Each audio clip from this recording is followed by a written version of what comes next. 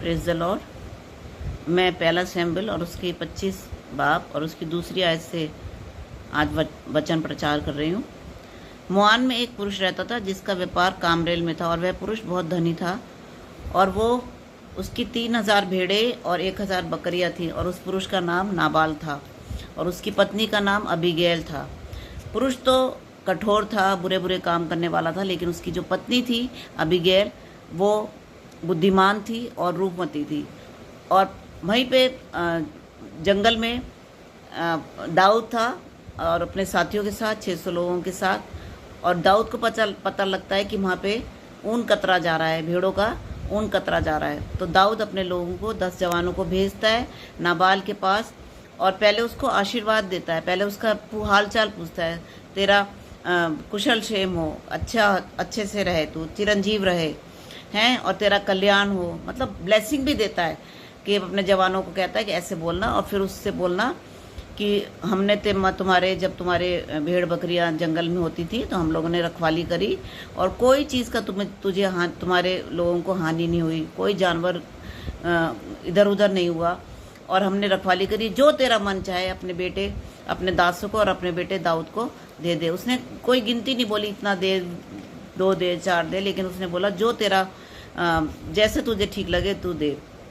लेकिन जब उसके लोग वहाँ पहुँचते हैं नाबाल के पास, तो नाबाल कहता है, कौन दाऊद, कौन यिशै का पुत्र, मैं किसी को नहीं जानता, और हम अपने लोगों का खाना दूसरों को क्यों दें।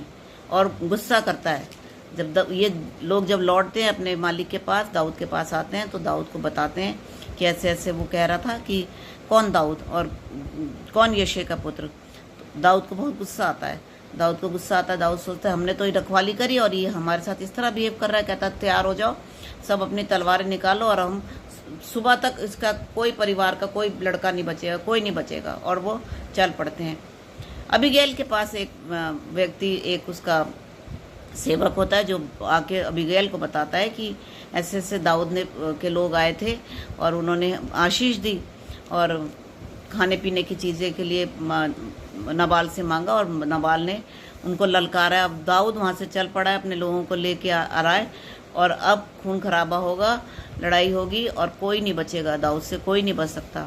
अबीगैल समझदार थी, उसने अपने पति से ही बातचीत नहीं करी, वो तुरंत तैयार हो गई, और उसने जल्दी जल्दी, पहले तो उसने कौस जाना, भाई क्या बात की लड़ाई है, समझ गई कि उनको खाने की चीज़ों की ज़रूरत है। फटाफट अपने गधी पे कहती सामान ला दो जल्दी से, 200 रोटी, किशमिश और भेड़ों का मांस और भुना हुआ अनाज, बहुत सी चीज़ें लेके, वो अंजीरों की टिकिया लेके जल्दी जल्दी चलती है, और अपने जवानों को कहती है तुम आगे चलो और मैं तुम्हारे पीछे पीछे आ रही हूँ।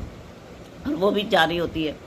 जब वो जा रही होती है, सामने से दाऊद आ रहा होता है अपने लोगों को लेके, 400 लोगों को लेके आ रहा होता है, और वो जैसे दाऊद के सामना होता है तो वो दाऊद के पैरों में गिर जाती है। मुंह के बल लिखा है बाइबल में कि मुंह के बल गिर के उसको सजदा करती है, और उससे कहती है कि ये गलती मेरे सिर पर हो, ये अपराध मेरे ही सिर पर हो, तेरी दासी तुझसे कुछ कहना चाहती है। और वो बोलती है कि मेरे को नहीं पता था कि तेरे लोग आए, और मेरी ये सामान को ग्रहण कर, और हमें माफ़ कर।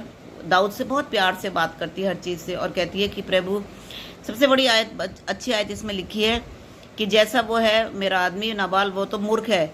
और 26 आयत में लिखा है, और अब मेरे प्रभु यहोवा के जीवन की शपथ और तेरे जीवन की शपथ कि यहोवा ने जो तुझे खून से और अपने हाथ के द्वारा अपना बदला लेने से रोक रखा है, इसलिए अब तेरे शत्रु और मेरे प्रभु की हानि के चाहने वाले नाबाल ही के समान ठहरे। कहता परमेश्वर ने मुझे इसलिए भेजा है कि तू खून खराबा ना करे। उसको पता था कि परमेश्वर दाऊद के साथ रहता है, और बार बार